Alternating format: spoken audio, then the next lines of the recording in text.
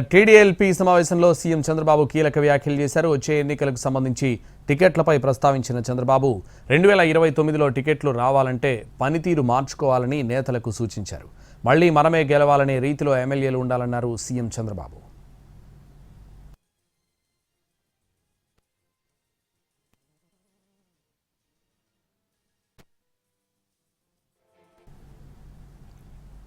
TDLP సమావేశంలో CM Chandrababu కీలక వ్యాఖ్యలు చేశారు. వచ్చే ఎన్నికలకు సంబంధించి టికెట్లపై ప్రస్తావించిన చంద్రబాబు 2029లో టికెట్లు రావాలంటే పనితీరు మార్చుకోవాలని నేతలకు సూచించారు.